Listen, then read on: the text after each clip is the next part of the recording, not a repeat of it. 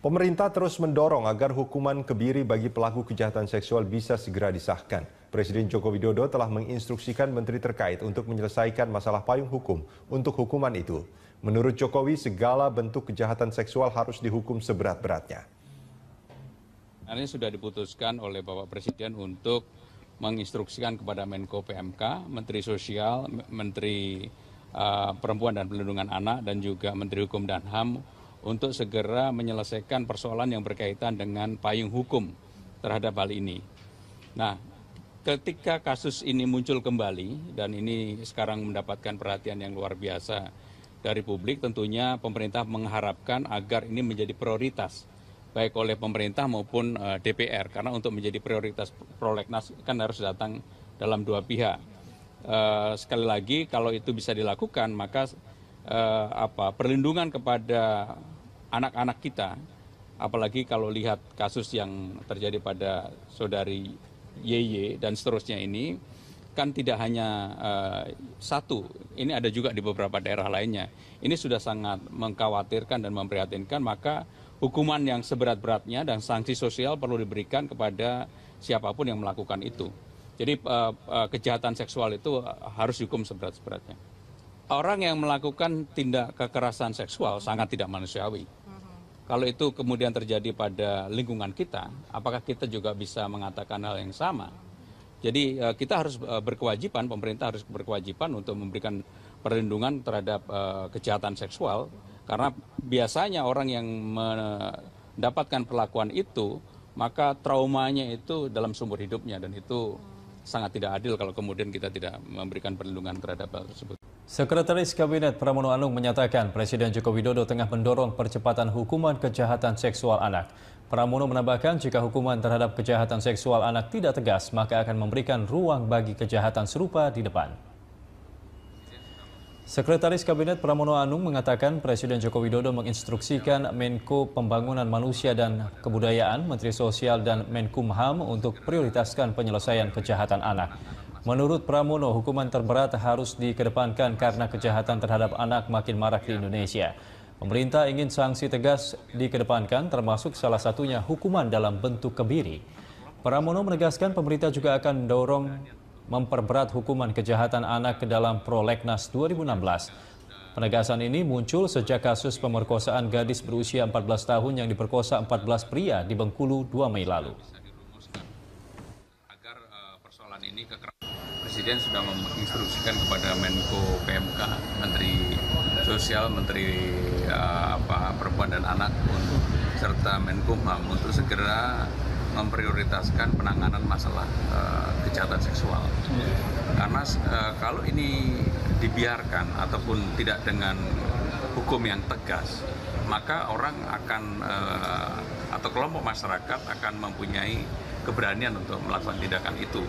Maka hukumnya harus tegas, dan hukuman kebiri adalah salah satunya, termasuk hukuman yang seberat-beratnya, untuk segera bisa dirumuskan agar persoalan ini, kekerasan terhadap seksual terutama terhadap anak ini bisa tertangani dengan lebih. Presiden Joko Widodo menargetkan peringkat kemudahan berbisnis atau Ease of Doing Business Indonesia yang saat ini di posisi 109 bisa naik ke peringkat 40 tahun ini. Untuk itulah Presiden mendesak agar paket kebijakan ekonomi 12 bisa segera diimplementasikan di lapangan. Jokowi ingin memastikan seluruh indikator kemudahan berbisnis benar-benar diterapkan di seluruh daerah. Pemangkasan birokrasi yang dilakukan antara lain 94 prosedur dipangkas menjadi 49. Jumlah perizinan dari 9 menjadi 6 izin. Waktu perizinan dipersingkat dari 1.556 hari menjadi 132 hari.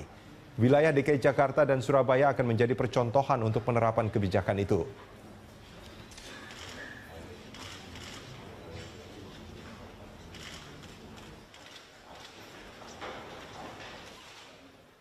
Dan dari 10 indikator tersebut, jumlah prosedur yang sebelumnya berjumlah 94 prosedur dipangkas menjadi 49. Kalau lihat pemangkasannya memang sudah kelihatan hampir separuh. Tetapi dalam prakteknya saya ingin betul-betul ini kita ikuti bersama. Terutama dalam implementasi di lapangan. Begitu pula dengan perizinan yang sebelumnya berjumlah 9 izin dipotong menjadi 6 izin. Dari sisi waktu yang sebelumnya 1.566 hari, dengan paket kebijakan ini dipersingkat menjadi 132 hari. Dan perhitungan total waktu itu belum menghitung jumlah hari dan biaya perkara pada indikator resolving insolvency karena belum ada praktek dari peraturan baru yang diterbitkan. Saya minta langkah-langkah perbaikan dalam paket kebijakan ke-12 ini betul-betul jalan di lapangan dan betul-betul berubah secara nyata. Jangan sampai hanya di tertulisnya, tapi lapangannya belum sesuai dengan apa yang kita inginkan. Saya lihat misalnya urusan pembuatan PT, misalnya mengenai hari dan biaya masih belum. Kemudian yang berkaitan dengan sertifikat tanah juga hari dan biaya juga belum, ini yang agar diikuti di lapangannya. Dan perbaikan perubahan juga harus sampai ke daerah. Hari Sabtu kemarin saya sudah titip kepada bupati-bupati untuk menindaklanjuti apa yang telah kita lakukan di paket 12 itu, dan kita harapkan semuanya, karena di sini ada Gubernur DKI dan juga Ibu.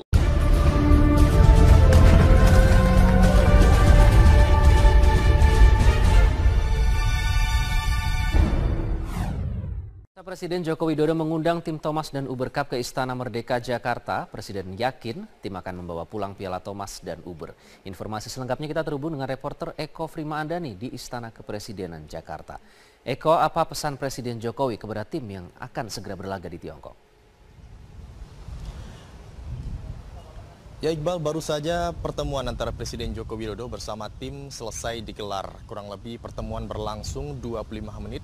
Dan dalam pertemuan tersebut Presiden Joko Widodo menyampaikan sejumlah hal, antara lain persiapan teknis dan juga semangat dan juga pelepasan terkait tim yang akan berangkat esok hari.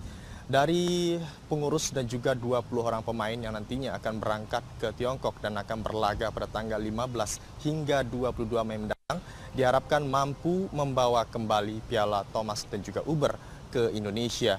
Tadi Presiden Joko Widodo juga menyampaikan rasa optimis jika Indonesia mampu menang dan juga membawa pulang laga bergengsi tersebut. Dari sejumlah pemain tersendiri juga tampak muka-muka lama yang hadir ikut dalam kompetisi itu.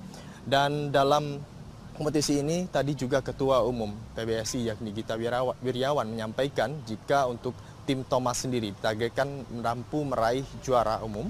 Selain juga untuk tim Uber sendiri memang tidak terlalu muluk-muluk, yakni mampu masuk ke dalam 8 besar.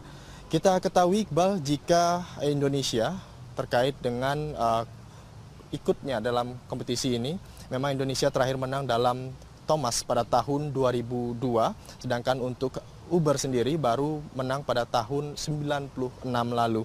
Dan Indonesia memang sudah 13 kali untuk membawa piala Thomas pulang, dan sekaligus untuk di Uber sendiri baru 3 kali.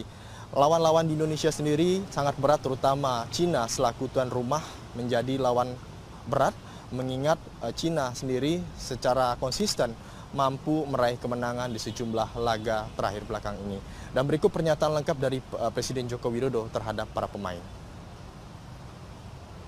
Kita semuanya sangat berharap seluruh pemain nanti bisa betul-betul habis-habisan dalam bertanding sehingga kita bisa membawa kembali ya Thomas dan Uber ke Indonesia.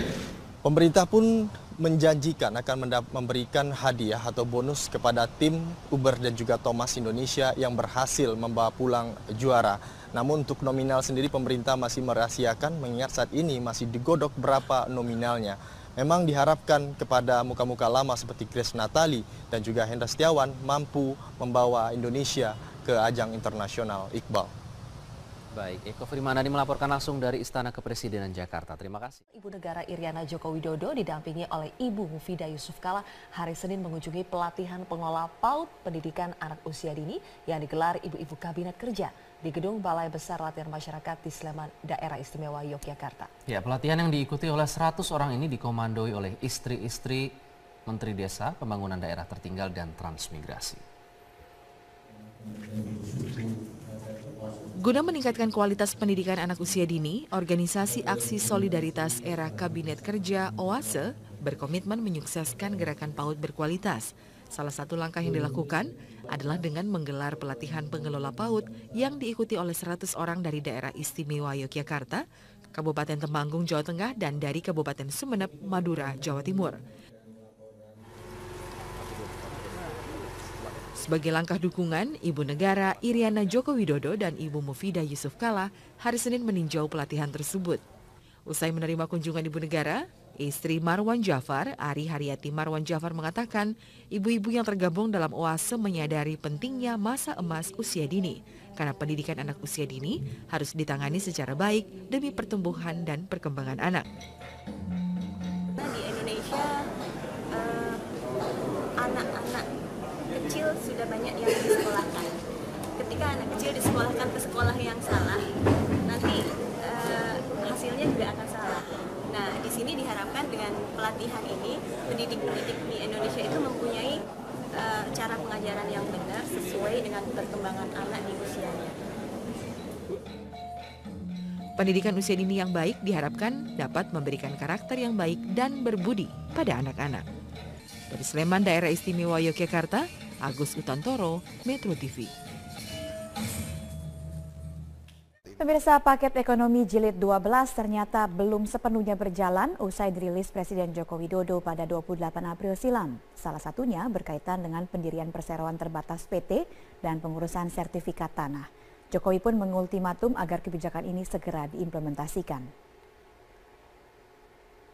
Hal ini disampaikan oleh Jokowi dalam rapat kemudahan berbisnis bersama jajaran menteri terkait. Di sini, Jokowi menegaskan kemudahan memulai usaha dalam paket ekonomi jilid 12 harus dijalankan, jangan hanya menjadi aturan tertulis saja. Sehingga kemudahan dalam mengurus perizinan memulai usaha benar-benar terjadi. Selain itu, kebijakan ini dinilai bukan hanya terkait kemudahan memulai usaha, melainkan juga untuk mencapai peringkat layak investasi atau investment grade rating. Pada paket ini ada pemangkasan 94 prosedur menjadi 49 prosedur sebagai indikator kemudahan berusaha. Jokowi menargetkan peringkat kemudahan bisnis Indonesia membaik dari peringkat 109 ke 40. Saya minta langkah-langkah perbaikan dalam paket kebijakan ke-12 ini betul-betul jalan di lapangan dan betul-betul berubah secara nyata. Jangan sampai hanya di tertulisnya, tapi lapangannya belum sesuai dengan apa yang kita inginkan. Saya lihat misalnya urusan pembuatan PT, misalnya mengenai hari dan biaya masih belum. Kemudian yang berkaitan dengan sertifikat tanah juga hari dan biaya juga belum, ini agar diikuti di lapangannya. Dan perbaikan perubahan juga harus sampai ke... Dengan tanggapan Luhut Panjaitan, Sekretaris Kabinet Pramono Anung mengatakan istana membantah adanya campur tangan Presiden dalam pemilihan Ketua Umum Partai Golkar di Munaslup mendatang. Ia menekankan masalah dukungan adalah pilihan personal yang memiliki kaitan dengan parpol tersebut sehingga tidak ada kaitannya dengan pemerintah, apalagi Presiden. Bapak Presiden telah menyampaikan berulang kali baik kepada siapapun maupun calon-calon yang ingin bertemu secara langsung dengan Bapak Presiden, menyampaikan bahwa dipersilahkan untuk Golkar menyelenggarakan munasnya secara demokratis. Pemerintah sama sekali tidak ingin campur tangan dalam penentuan siapapun yang mau menjadi Ketua Umum Partai Golkar. Eranya sekarang ini sudah era terbuka, era demokrasi, dan pemerintah sangat menghargai kemandirian partai politik. Sehingga dengan demikian tidak ada pikiran oleh pemerintah untuk mencampuri urusan demokrasi yang ada di Partai Golkar. Bahwa kemudian ada orang per orang yang kemudian menyai latar belakang sebagai kader Golkar, ya silakan saja kalau mau mendukung, tetapi bukan kemudian artinya adalah presiden, artinya adalah istana, artinya adalah pemerintah. Karena yang bersangkutan karena kader Golkar. Kalau mau kader Golkar ya monggo-monggo saja untuk memberikan dukungan, itu adalah urusan personal.